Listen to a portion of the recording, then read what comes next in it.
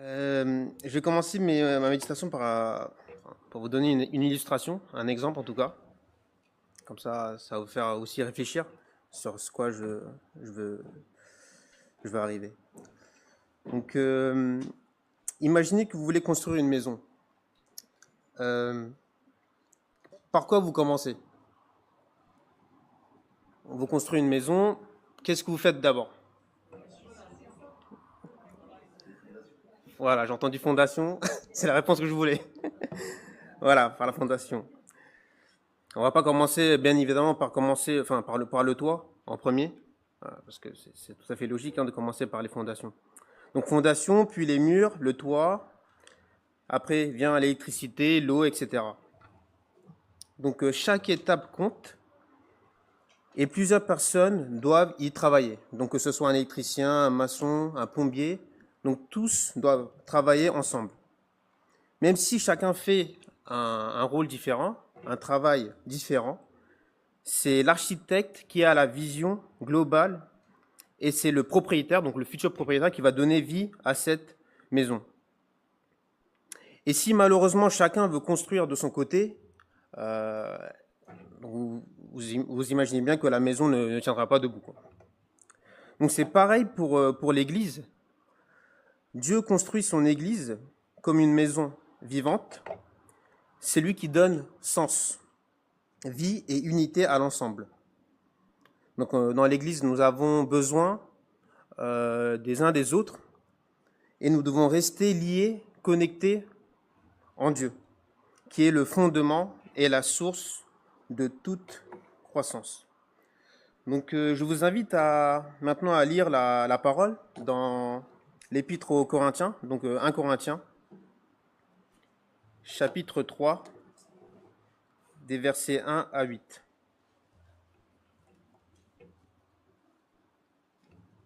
Donc 1 Corinthiens, chapitre 3, des versets 1 à 8.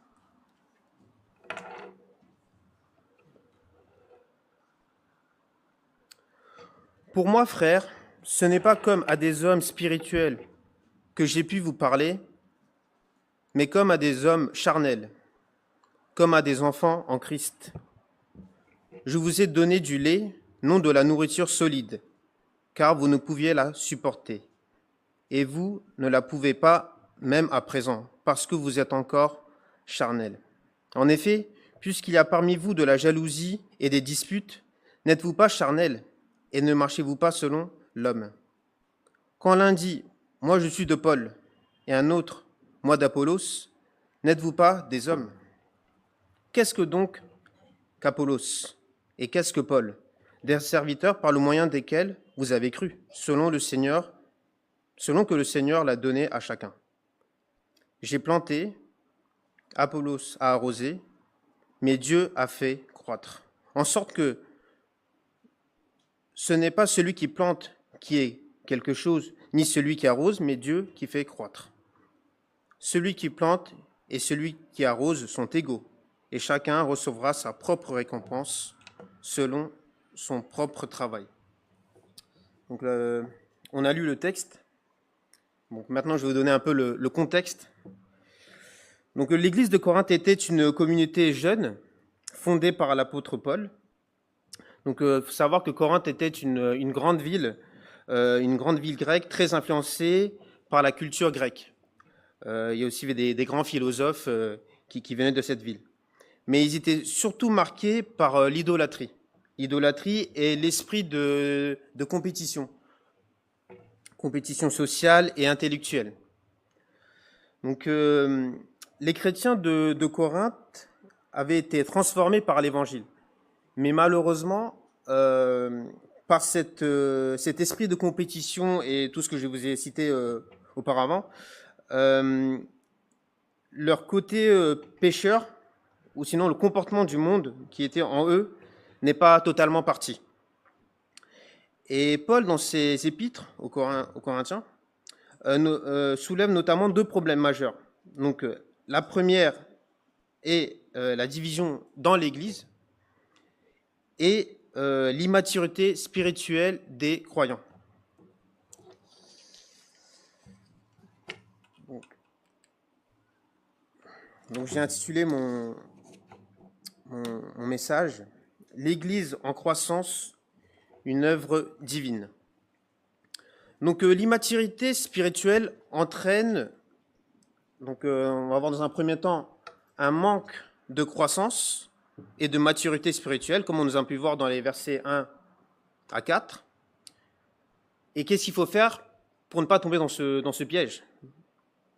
Et dans un second temps, nous verrons que Paul donne une vision juste de la croissance de l'Église, des versets 5 au verset 8. Donc nous allons relire les versets 1 à 4. Pour moi, frères, ce n'est pas comme à des hommes spirituels que je vous ai pu parler, mais comme à des enfants charnels, comme à des enfants en Christ. Je vous ai donné du lait, non de la nourriture solide, car vous ne pouviez la supporter. Et vous ne pouvez vous ne pouvez pas, même à présent, parce que vous êtes encore charnels. Donc je vais juste lire les deux premiers versets. Dans ces versets, Paul décrit une situation très dangereuse pour cette Église. Il y a plusieurs choses qui font que Paul ne peut pas parler aux Corinthiens comme il devrait le faire. Il ne peut pas leur apporter de la nourriture solide, parce qu'ils sont restés des enfants. Et c'est pour ça qu'il parle d'apporter, ils ont besoin encore de lait. On voit ça au verset 2. Donc s'ils ont besoin de lait, ça veut dire qu'ils n'ont pas eu leur croissance. Ils n'ont pas eu de croissance à cause de quoi? À cause des divisions, de la jalousie, des disputes et surtout à cause de parti pris.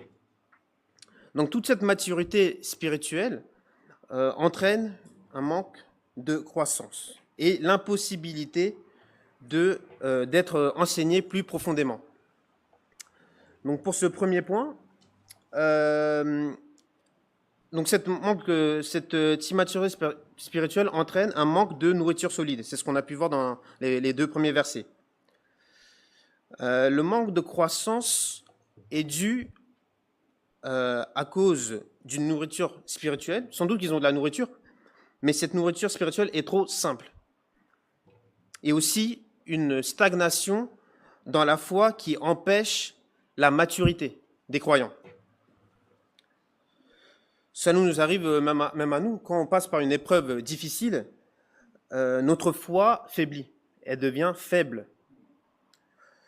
Et on laisse la place au malin d'agir.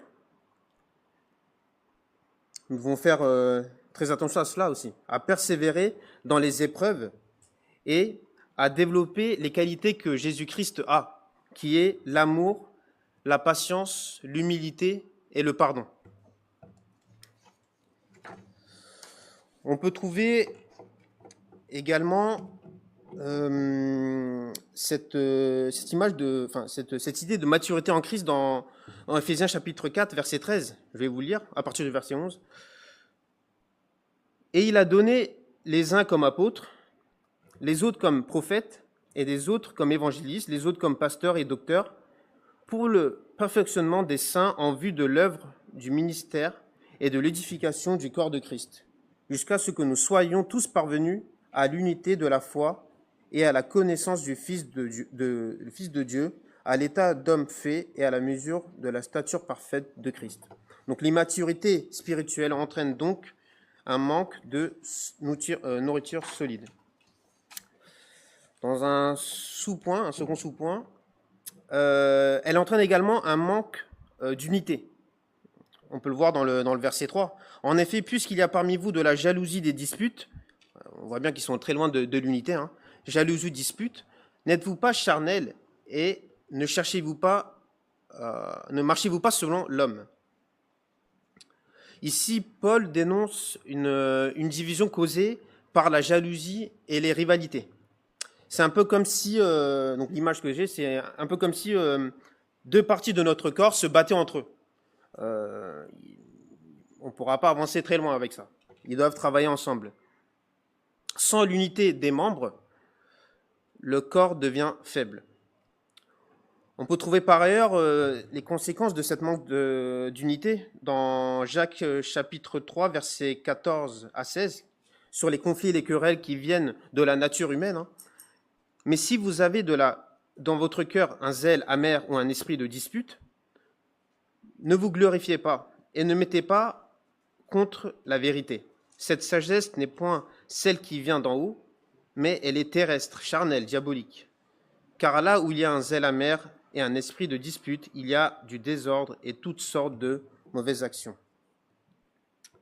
On peut aussi lire dans Éphésiens chapitre 4, versets 1 à 3, un appel aussi à préserver l'unité et à maintenir la paix. Je vous exhorte donc, frères, le prisonnier dans le Seigneur, à marcher d'une manière digne de la vocation qui vous a été adressée, en toute humilité et douceur, avec patience, en supportant les uns les autres avec charité, vous efforçant de conserver l'unité de l'esprit par le lien de la paix.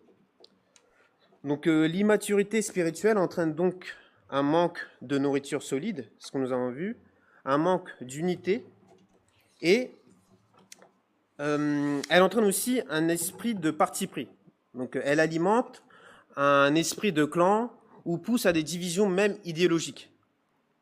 Donc on peut voir ça sur le verset 4. Quand l'un dit « moi je suis de Paul » et un autre « moi d'Apollos », n'êtes-vous pas des hommes ? Donc ici, Paul souligne que l'Église est divisée en factions, en partis. Chacun avait choisi en quelque sorte son favori. On peut le voir dans ce verset 4. Hein. Moi, je suis de Paul. Un autre qui dit moi, je suis d'Apollos. On voit bien que les gens, ils ont choisi leur pasteur, quoi, en quelque sorte. Et Paul les invite à dépasser les divisions partisanes et à s'attacher à Christ seul, qui est le signe de la maturité spirituelle. C'est ce qu'il dit aussi dans ses premiers mots dans la lettre, dans ses lettres aux Corinthiens. On peut le lire tous ensemble, on peut le voir tous ensemble au chapitre 1, des versets 11 et 12. Car mes frères, j'ai appris à votre sujet par les gens de Chloé qu'il y a des disputes au milieu de vous. Je veux dire que chacun de vous parle ainsi. Moi, je suis de Paul, et moi d'Apollos, et moi de Céphas, et moi de Christ. Donc là aussi, on voit que Céphas, Pierre, a été ajouté aussi dans cette rivalité. Donc ce n'est pas Paul, ni Apollos, ni Pierre qui faisaient la rivalité, mais des gens qui élevaient l'un par rapport à l'autre. Donc il faut faire très attention à ce qu'on peut penser, à ce qu'on peut dire aussi. Nous devons être vigilants parce qu'un jour, il faudra rendre des comptes au Seigneur. Nous pouvons avoir la vérité, la foi, avoir de bonnes œuvres, mais sans l'amour de Christ, cela ne sert à rien. C'est l'amour qui rend nos différentes qualités solides. J'aimerais lire un passage dans Jean chapitre 17, versets 20 à 21, donc une prière pour l'unité des croyants. Ce n'est pas pour eux seulement que je prie, mais encore pour ceux qui croiront en moi par leurs paroles, afin que tous, comme toi, Père, tu es en moi, et comme je suis en toi, afin qu'eux aussi soient un en nous, pour que le monde croie que tu m'as envoyé. Donc c'est les paroles de Christ. Ou sinon aussi Colossiens chapitre 3, verset 14, qui nous demande de mettre l'amour par-dessus tout. Mettez par-dessus tout toutes ces choses, revêtez-vous de la charité, donc de l'amour, qui est le lien de la perfection. Donc tout cela stoppe la croissance d'une Église, qui freine sa croissance, ainsi également la maintient dans une immaturité semblable à des enfants, comme dit Paul. Ensuite, Paul fait prendre conscience aux membres de cette église de Corinthe, comment une église doit croître. Il donne le problème, mais il donne la solution aussi sur cette lettre, sur cette partie-là en tout cas.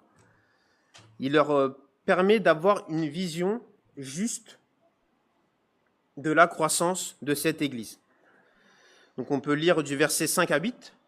Qu'est-ce que donc Paul et qu'est-ce qu'Apollos, qu'est-ce que Paul? des serviteurs par le moyen desquels vous avez cru, selon que le Seigneur l'a donné à chacun. J'ai planté, Apollos a arrosé, mais Dieu a fait croître. En sorte que ce n'est pas celui qui plante qui est quelque chose, ni celui qui arrose, mais Dieu qui fait croître. Celui qui plante et celui qui arrose sont égaux, et chacun recevra sa propre récompense selon son travail, son propre travail. Donc pour avoir une vision juste sur cette croissance de l'Église, il faut dans un premier temps reconnaître que chacun est un serviteur donné par Dieu. On est tous serviteurs de Dieu. Personne ne choisit un rôle. Il faut savoir que c'est Dieu qui donne le rôle pour chacun d'entre nous. Paul montre que lui et Apollos doivent être considérés à leur juste place, ne pas élever l'un par rapport à l'autre. Il rappelle que ni lui, ni Paul, ni Apollos ne sont des chefs ou des héros spirituels. Ils sont simplement des instruments entre les mains de Dieu.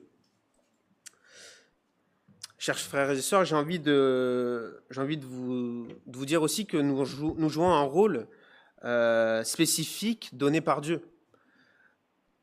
Et il faut faire aussi attention que le rôle que Dieu nous donne, cette fonction, ne devienne pas une source d'orgueil qui met à mal les autres aussi. Nous sommes unis, nous sommes tous des membres du même corps. C'est Dieu qui donne la foi et il agit à travers nous. Personne n'est au centre si ce n'est Dieu seul. Donc cela doit nous pousser à chacun d'entre nous d'être humble, d'avoir ces qualités que le Christ a. Et personne d'entre nous peut dire que je peux tout faire. On voit que chacun a un rôle spécifique donné par Dieu et qu'on doit tous travailler ensemble pour la croissance de notre assemblée, on peut dire.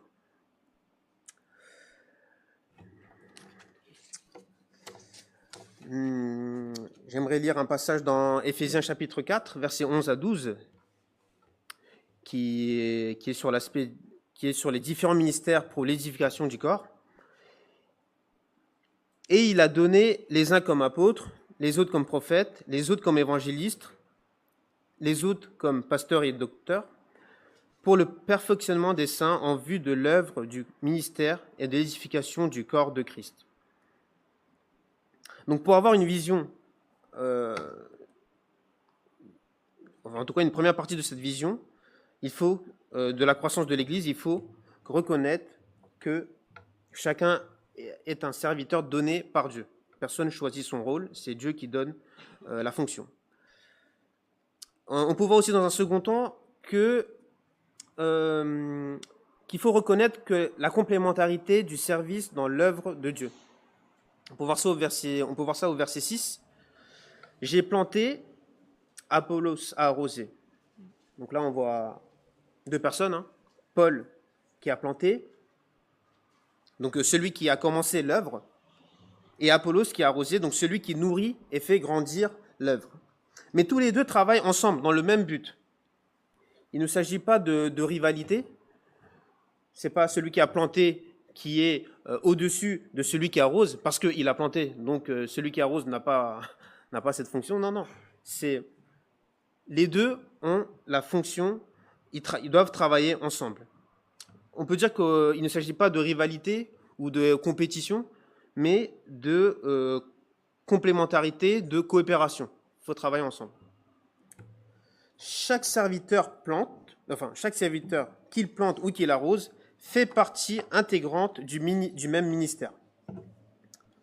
Le travail en équipe, donc ça c'est ce qu'on voit parfois dans le monde du travail, donc le travail en équipe et l'unité sont essentiels pour que Dieu puisse faire croître son Église. Si chacun travaille de son côté et qu'il ne se parle pas, ce serait très difficile de faire croître une assemblée. La complémentarité signifie que nous avons besoin des uns des autres pour que l'œuvre avance. Et comment faire ? Donc valoriser les autres dons, les autres fonctions, travailler ensemble sans rivalité, sans compétition, et chercher l'unité plutôt que la comparaison. C'est qu'on est dans un monde où on veut à chaque fois comparaître se comparer aux autres, mais il est important de mettre ça de côté et de chercher l'unité.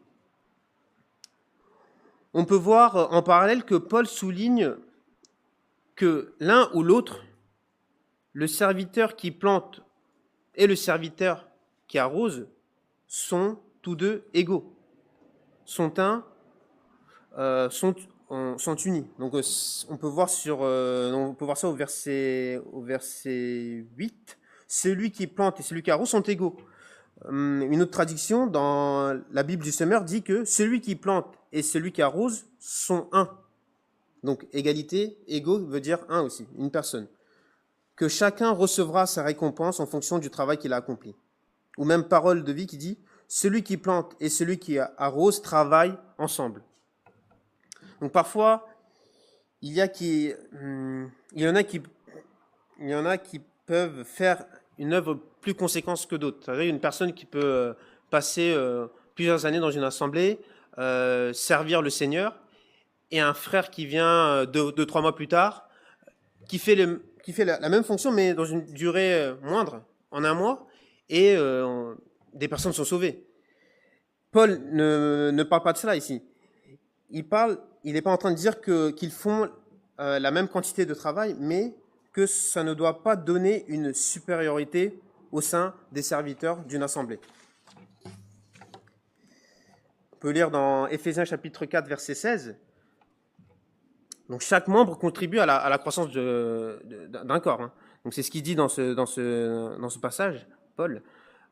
C'est de lui et grâce à tous ces liens de son assistance que tout le corps, bien coordonné et formant un solide assemblage, tire son accroissement selon la force qui convient à chacune de ses parties et s'édifie lui-même dans la charité. Donc les serviteurs de Dieu sont égaux. Ils participent à la croissance de l'Église. Ils sont envoyés par Dieu, car Dieu leur a confié quelque chose. Donc c'est Dieu, encore une fois, qui donne cette fonction. Cela m'amène à ce point, au point C. Comprendre ou savoir que la croissance est l'œuvre de Dieu. Il faut voir ça au verset 6, encore une fois. J'ai planté, Apollos a arrosé, mais qui fait croître? C'est ni Paul ni Apollos, mais c'est Dieu. C'est Dieu qui a les clés qui fait croître cette œuvre. Donc Apollos et Paul ont chacun rempli leur mission avec fidélité. Mais le vrai fruit, la croissance spirituelle, vient uniquement de Dieu. C'est ce qu'il dit encore une fois. Hein. Mais Dieu fait croître. Dans l'Église, comme dans nos vies, nous pouvons semer, prier, enseigner, accompagner. Mais c'est Dieu qui transforme les cœurs. La véritable croissance d'une assemblée ne vient pas de nos propres efforts. On est humain, on est charnel, on est pécheur, et on a besoin d'être sauvé. Et donc, on a besoin d'une action souveraine de Dieu. Et ça commence même à partir de la crèche. Nos enseignants, enseignantes doivent prier constamment pour nos jeunes enfants, pour que Dieu ouvre leur cœur à recevoir sa parole.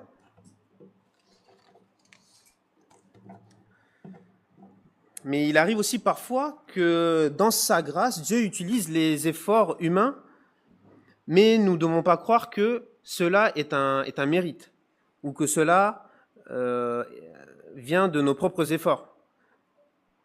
Tout est de la puissance et de la grâce de Dieu. C'est Dieu lui-même que doit venir le mérite et la gloire. On peut lire dans un passage, dans Jean chapitre 15, verset 5, Christ qui dit « Sans moi, vous ne pouvez rien faire. Je suis le cep et vous êtes le sarment. Celui qui demeure en moi et en qui je demeure porte beaucoup de fruits, car sans moi, vous ne pouvez rien faire. » Dans Jacques chapitre 1, 17 aussi, il est dit « Tout don parfait vient d'en haut. » Je vais lire à partir du verset 16. Ne vous y trompez pas, mes frères bien-aimés. Toute grâce excellente et tout don parfait descendent d'en haut, du Père des Lumières, chez lequel il n'y a ni changement, ni ombre de variation. Encore une fois, c'est à Dieu seul que mérite la gloire. Donc l'observation à garder que je propose, et que Paul aussi propose surtout, est que les hommes sont des instruments utilisés par Dieu. Dieu n'a pas besoin de nous, frères et sœurs. Hein. Dieu n'a pas besoin de nous pour accomplir son œuvre. On est des pécheurs, on ne mérite rien. Et si Dieu nous confie une mission, ce n'est pas parce que nous méritons ou que nous valons plus que quelqu'un d'autre. C'est parce que c'est une pure grâce de sa part. Puisque c'est Dieu qui fait croître, nous sommes appelés à servir sans esprit de rivalité, sans esprit de compétition, mais dans la gratitude et l'humilité. Nous servons non pas pour prouver notre valeur, mais pour répondre à un appel divin. C'est Dieu qui nous appelle. L'humilité, c'est aussi de se souvenir ce que nous faisons, ce que nous apportons, ce que nous faisons, vient de Dieu et pas de nous. Donc il y a aussi un aspect d'humilité. Il faut être humble et accepter que nous valons rien aux yeux de Dieu.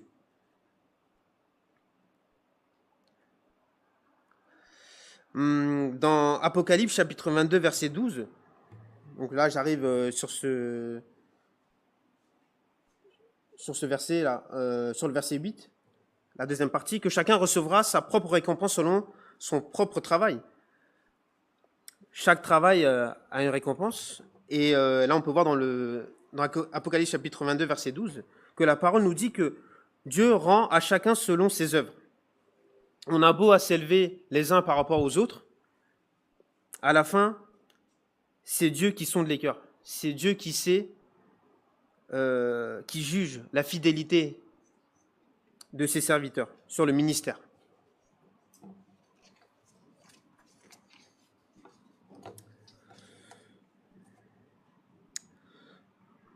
Donc, ce que je peux dire en dernier point, c'est ne nous comparons pas aux autres, mais soyons tous unis et travaillons côte à côte. Donc, pour conclure, j'ai quelques applications. Donc, je rappelle juste que cette Église est divisée à cause de partis pris. Certains disaient que je suis d'Apollos, enfin d'autres qui disaient, qu'ils étaient d'Apollos, d'autres qui disaient de Paul, d'autres de Céphas, même de Christ. Donc, ils étaient divisés à cause de cette manière d'agir. Hein. Et pour lutter contre cela, Paul corrige leur vision de la croissance de l'Église en expliquant clairement que cela doit venir uniquement de Dieu et non des hommes, et que Dieu récompensera leur fidélité. Donc, dans les applications, ce que je propose, par exemple, le premier, c'est chercher à grandir spirituellement, ne pas rester passif dans la foi, rechercher la croissance, donc lisez la parole, priez, cherchez à mieux connaître Dieu, rechercher l'unité dans l'Église, donc là, nous devons travailler ensemble, refuser les querelles, les comparaisons, mais travailler pour un même Seigneur, et comme la parole nous dit également, dans un même esprit. Reconnaissez que vous êtes des ouvriers de Dieu. Vous êtes dans l'assemblée, vous êtes dans l'Église, nous sommes tous ouvriers de Dieu. Que ce soit on n'est pas obligé d'être derrière le micro pour être ouvrier de Dieu, ou même derrière la sono pour être ouvrier de Dieu. Par la prière, comme j'ai dit, hein, par la parole, même des réunions entre frères et sœurs. On peut servir le Seigneur. Servez avec sérieux. Quelle grâce de participer à l'œuvre de Dieu. Je peux proposer une citation également de Martin Luther qui dit « Nous ne sommes pas seulement des ouvriers, mais des partenaires de Dieu. appelés à participer avec foi à son œuvre. Dieu nous invite à une relation de confiance et nous engage à prendre part à son plan et à sa mission. Donc j'ai juste quelques questions à vous poser avant de clore. Laissons-nous vraiment Dieu faire grandir notre foi? Ou mettons-nous notre confiance dans les autres ou dans les hommes? Qui élevons-nous? Est-ce Dieu ou les serviteurs qui nous enseignent ou des hommes tout simplement? Sommes-nous en train de grandir spirituellement ou restons-nous encore des enfants dans la foi qui ont besoin de lait? Donc, soyez donc actives et engagés avec foi. Donc, voilà. Merci.